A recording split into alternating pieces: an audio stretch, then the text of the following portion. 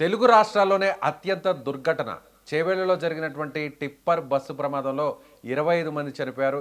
చాలా దారుణమైనటువంటి ప్రమాదంగా దీన్ని చూడాలి. అయితే ఈ ప్రమాదం ఎలా జరిగింది?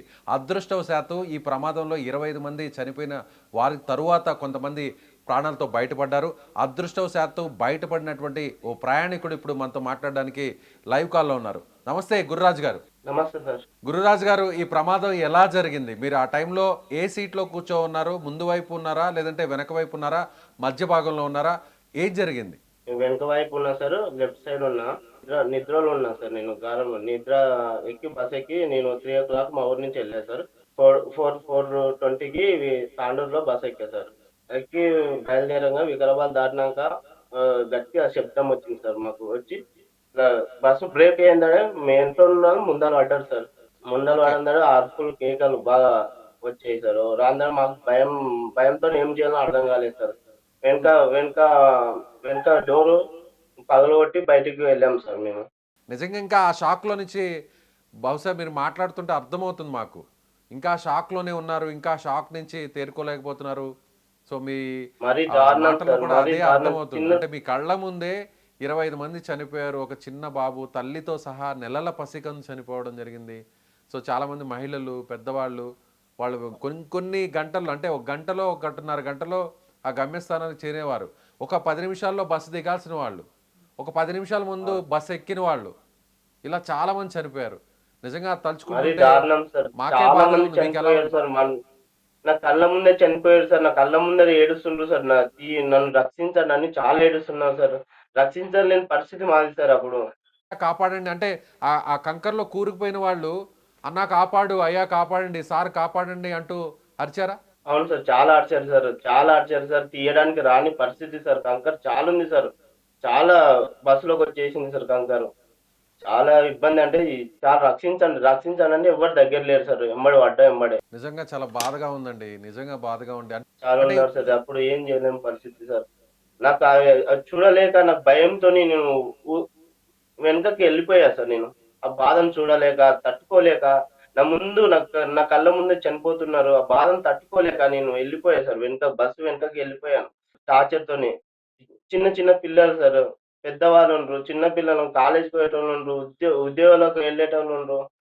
చాలా చాలా అటువంటి బాధ రావద్దు సార్. అటువంటి యాక్సిడెంట్ కావద్దు సార్. అంత బాధతోనున్నా. అలా ఎంతసేపు అరిచారండి? కాపాడండి, కాపాడండి అని ఆ చనిపోయిన వాళ్ళు చాలా ఎంతసేపు సేపు అరిచారు అరిచారు సార్? సార్. అది బస్సు బ్రేక్ జేయనీకే వస్తలేదు సారు.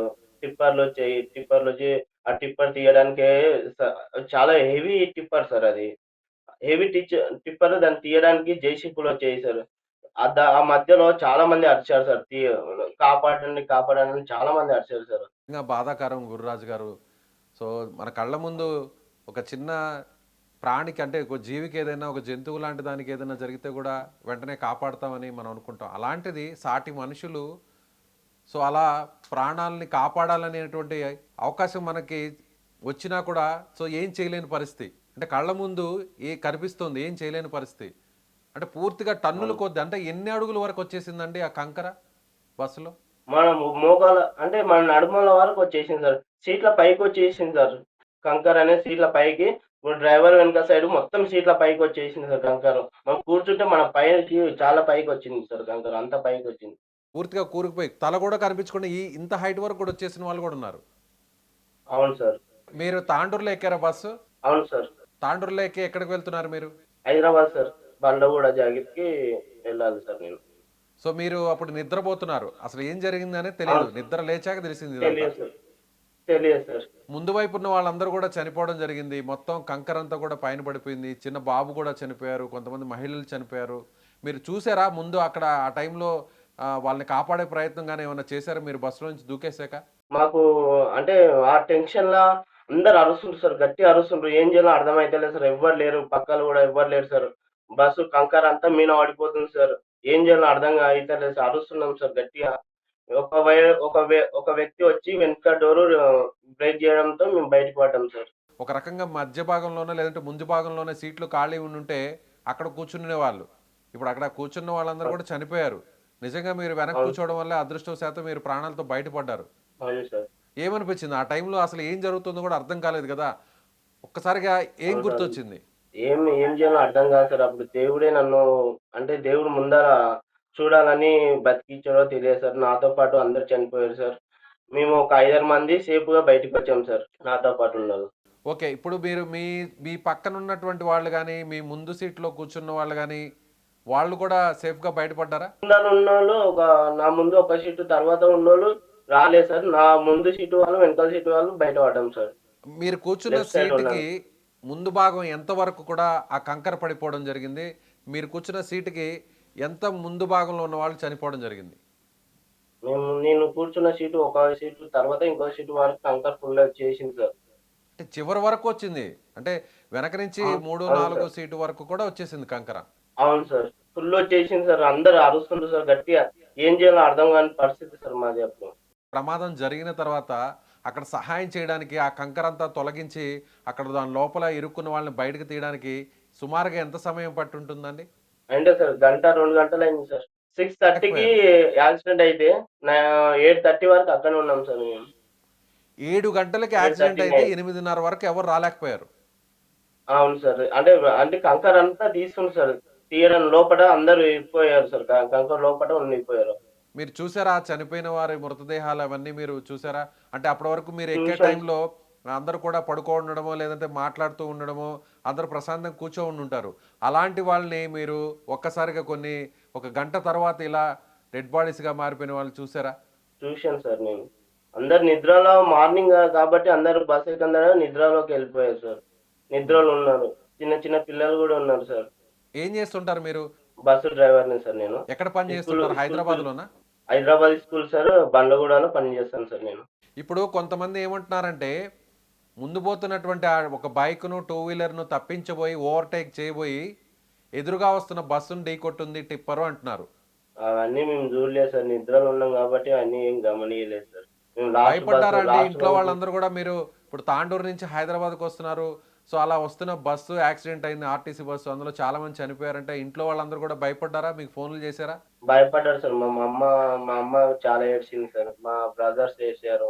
ఎక్కడున్నావు ఫోన్ చేశారు. అందరూ ఫోన్ చేశారు సార్ నాకు. ఆ దేవుడి దయ వల్ల మీ కుటుంబ సభ్యులు చేసుకున్నటువంటి పుణ్యం వల్ల మీరు బయటపడ్డారు. కానీ మీ కళ్ళ ముందే చాలామంది అప్పటి వరకు నిద్రలో ఉన్నవాళ్ళు, అప్పటి వరకు ప్రయాణిస్తూ కొన్ని నిమిషాల్లో దిగేయాల్సిన వాళ్ళు అలా విగత జీవులుగా మృత్యువాత పడడం, వాళ్ళందరూ కూడా ఒక్కసారిగా ఈ లోకాన్ని విడిచి వెళ్ళిపోవడం, మీ కళ్ళ ముందే చనిపోవడం, కాపాడలేనటువంటి నిస్సహాయ స్థితిలో మీలాగా తోటి ప్రయాణికులందరూ కూడా, స్థానికులందరూ కూడా ఉండడం.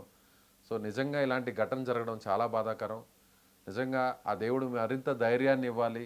సో నిజంగా ప్రాణాలు కోల్పోయినటువంటి ఆ కుటుంబ సభ్యులందరూ కూడా ఆ దేవుడు మనోధైర్యాన్ని ఇవ్వాలని కూడా మనస్ఫూర్తిగా సుమన్ టీవీ తరపున నేను కూడా కోరుకుంటున్నాను. థ్యాంక్ యూ అండి. Thank you. Thank you sir. So ఇది గురురాజ్ చెప్తున్నటువంటి మాటలు వింటుంటే నాకే కన్నీళ్ళు వచ్చేటువంటి పరిస్థితి అయింది. ఎందుకంటే కళ్ళ ముందు కంకర్లో కూరుకుపోయినటువంటి ఆ ప్రయాణికులు ఎవరైనా వస్తారేమో, ఎవరైనా ఎదురుగా చాలామంది మనుషులు కనిపిస్తున్నారు, వచ్చి ఈ కంకర్ని తీయండి, ఇక్కడి నుంచి తొలగించండి, నన్ను బస్సులో నుంచి తీసుకురండి, నన్ను ఆ ప్రాణాలను నిలబెట్టండి, నన్ను నమ్ముకొని ఒక కుటుంబం ఉంది, నన్ను నమ్ముకొని నా భార్య ఉంది, నన్ను నమ్ముకొని నా భర్త పిల్లలు అందరూ ఉన్నారు. సో ఇలా ఎట్లయినా సరే నాకు ఆ భగవంతుడా నా ప్రాణాలని కాపాడు అని వాళ్ళు చనిపోయిన వారు నిజంగా ఆ బాధ అలా కొన్ని నిమిషాల పాటు వాళ్ళు ఎంత అడిగినా కూడా ఎవరు కూడా సహాయం చేయలేనటువంటి నిస్సహాయితీ, ఎవరు కూడా వాళ్ళని ప్రాణాలతో కాపాడేటువంటి పరిస్థితి లేనటువంటి చాలా దారుణమైనటువంటి చెప్తుంటేనే ఇంత ఇబ్బందిగా ఉందంటే నిజంగా వాళ్ళు అనుభవించినటువంటి ఆ నరకం, ఆ బాధ, ఆ పెయిన్ ఎవ్వరు కూడా రాకూడదండి. నిజంగా ఇలాంటి దుర్ఘటనలు జరగడం, ఒక చిన్న నిర్లక్ష్యం, ఆ టిప్పర్ డ్రైవర్ కావచ్చు, లేదంటే బస్సు డ్రైవర్ కావచ్చు, సో తమ నిర్లక్ష్యం, ఒక చిన్నపాటి నిర్లక్ష్యం ఎదుటి వారి ప్రాణాలను, జీవితాలను ముగిచ్చేస్తుంది అనేటువంటి విషయాన్ని అందరూ కూడా గుర్తుంచుకోవాలి. రోడ్డు మీదకి వచ్చేటువంటి ప్రతి ఒక్కరు కూడా చాలా జాగ్రత్తగా ఉండాలనేది ఖచ్చితంగా సుమన్ టీవీ కోరుకుంటుంది.